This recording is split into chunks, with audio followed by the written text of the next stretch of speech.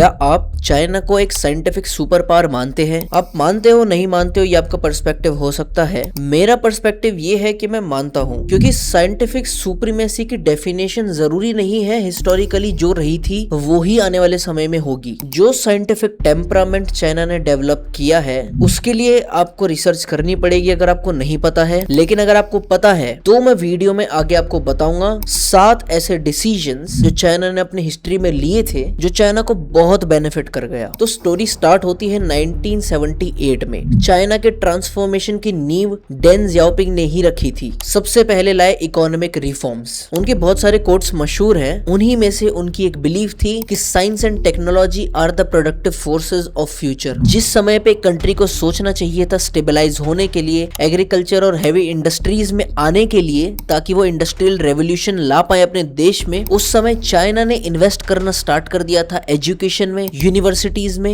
Engineering में, manufacturing में और रिसर्च में। इसके बाद 1980s से 1990s में बना चाइना वर्ल्ड फैक्ट्री। ये वही समय था जब चाइना आइडेंटिफाई होने लगा था चीप चाइनीज प्रोडक्ट्स के लिए, लेकिन उन लोगों के मन में ये चीजें नहीं थी। Factories taught China precision manufacturing, quality control, supply chain management जो कि बहुत इंपॉर्टेंट है, मैं आपको बताऊंगा अभी, इंडस्ट्रियल इंजीनियरिंग और मास प्रोडक्शन। ये सारी चीजें चाइना ने सीखी। ये उनकी पहचान नहीं थी, ये एक स्टेप था। उसके बाद चाइना में हायर एजुकेशन एक्सपेंड करने लगा, वर्ल्ड क्लास यूनिवर्सिटीज बनाई गई और स्टूडेंट्स को बाहर भेजा गया पढ़ने के लिए। लेकिन they return with expertise in AI, semiconductors, biotechnology, robotics and physics. और उसी समय से चाइना ने स्टार्ट कर दिया था R&D में इन्वेस्टमेंट करना। और अभी आप देखोगे सैकड़ों billions of dollars annually China spend करता है रिसर्च और डेवलपमेंट में। उसके बाद चाइना बनाता है सप्लाई चेन्स। आज के समय में चाइना बहुत मैसिवली डोमिनेट करता है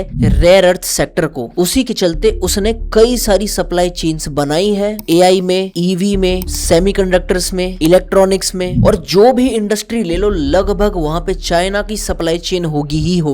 उसके बाद एआई और सेमीकंडक्टर्स। अब जानते हैं चाइना का कितना डोमिनेशन है इस सेक्टर में। Patent explosion. आप अगर कोई स्टैट उठा के देखेंगे आपको पता चलेगा पेटेंट की क्वांटिटी में चाइना ने इतने सारे पेटेंट निकाल दिए हैं। शायद हो सकता है पेटेंट की क्वालिटी पेटेंट की क्वांटिटी से डिफर करे, आपके लिए वो शायद ज्यादा इंपॉर्टेंट ना हो, लेकिन उनके लिए हर समय से ही क्वांटिटी वैल्यूएबल स्टेप रहा था इनोवेशन के लिए। ये सारी चीजें जब कंट्री में आती हैं तब कंट्री अपने आप ही चलने लगता है। लोग अपने आप ही एक तरीके से सोचते हैं सीधा जाने की, तो डेस्टिनेशन तक भी जल्दी पहुंचेंगे। और अगर हबड़ तबड़ मचानी है तो वो आपकी मर्जी है।